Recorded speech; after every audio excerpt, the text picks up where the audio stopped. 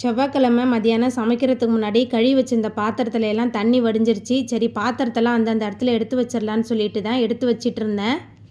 என்னோடய கிச்சன் ரொம்ப குட்டி கிச்சன். அதனால் பாத்திரத்தெல்லாம் எடுத்து வச்சுட்டு அந்த இடத்தெல்லாம் க்ளீன் பண்ணால் மட்டும்தான் என்னால் சமைக்க முடியும். வாடகை வீட்டில் நம்ம எதிர்பார்க்குற அளவுக்கு கிச்சன்லாம் இருக்காது.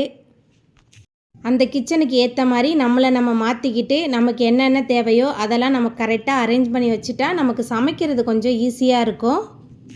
ஸ்கூலில் லஞ்ச் பாக்ஸுக்கு ஏதாவது வெரைட்டி ரைஸ் கட்டி கொடுத்து விட்ருவோம். ஆனால் குழந்தைங்க வீட்டில் இருக்கும்போது அவங்களுக்கு பிடிச்ச மாதிரி தான் செஞ்சு கொடுக்கணும். ஒரு ஆள் சாம்பார் வேணான்னுவாங்க, ஒரு ஆள் புளிக்குழம்பு வேணான்னுவாங்க, ஒரு ஆள் வெரைட்டி ரைஸ் வேணான்னுவாங்க.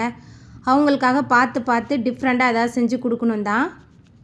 எனக்குமே சில நேரத்தில் அலுப்பு தட்டிடும். என்னடா சாம்பார் புளிக்குழம்பு இப்படியே வச்சிட்டு இருக்குமே அப்படின்னு சொல்லிட்டு நான்வெஜ் சமைச்சாலும் அப்படியே கடந்து போயிடும். யாருக்காக தான் எடுத்து கொடுக்குற மாதிரி இருக்கும். சரி இன்றைக்கி பருப்பு உருண்டை குழம்பு பண்ணிடலாம் அப்படின்னு சொல்லி தான் பருப்பு உருண்டைக்கு எல்லாமே ஊற வச்சுருந்தேன். தஞ்சாவூர் ஸ்டைலில் பண்ண போகிறேன். முருங்கைக்கீரை இல்லை, ஆனால் முருங்கைக்கீரை சேர்த்து சமைச்சோமா இந்த பருப்பு உருண்டை குழம்பு ரொம்பவே ருசியாக இருக்கும். இன்றைக்கி முருங்கைக்கீரை போடாமல் ரொம்ப சிம்பிளாக எப்படி செய்ய முடியுமோ அந்த மாதிரி தான் செஞ்சிட்டு இருந்தேன்.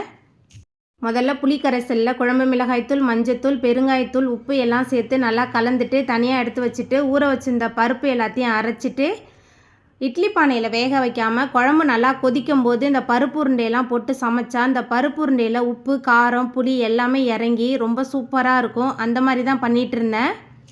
சாதம் வெந்து வந்துட்டு சரி அதையுமே வடித்து வச்சிடலாம் அப்படின்னு சொல்லிட்டு தான். முன்னெல்லாம் சாதம் வடிக்கிறதுக்கெலாம் ரொம்ப பயமாக இருக்கும். சுற்றி துணி காய வைக்கிற கிளிப்பை வச்சுட்டு தான் சாதமே வடிப்பேன். இப்போல்லாம் பயம் இல்லாமல் செஞ்சிடுறது எதுவாக இருந்தாலும் அசால்ட்டாக. பிள்ளைங்களுக்கு எது தேவையோ அதை செஞ்சு கொடுத்துருவோம். நானாக இருக்கட்டும், ஹஸ்பண்டாக இருக்கட்டும். ஏன்னா நம்ம ஓடுறதே பிள்ளைங்களுக்காக மட்டும்தான். அவங்க என்ன கேட்குறாங்களோ அது நம்ம செஞ்சு கொடுத்துருவோம்.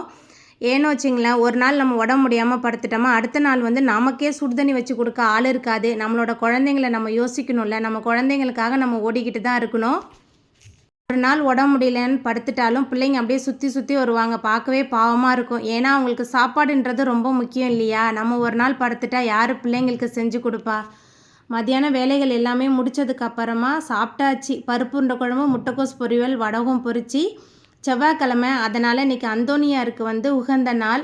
சாயந்தரம் போல் பூசைக்கு போயிட்டோம். இப்போல்லாம் கடவுள்கிட்ட எதுவுமே கேட்குறதே கிடையாது. ஏன்னா நமக்கு என்ன தேவைன்றது அவருக்கே தெரியும். அவரே பார்த்து கொடுக்கட்டும். வீடியோ பிடிச்சிருந்தா வீடியோக்கு ஒரு லைக் கொடுத்துருங்க.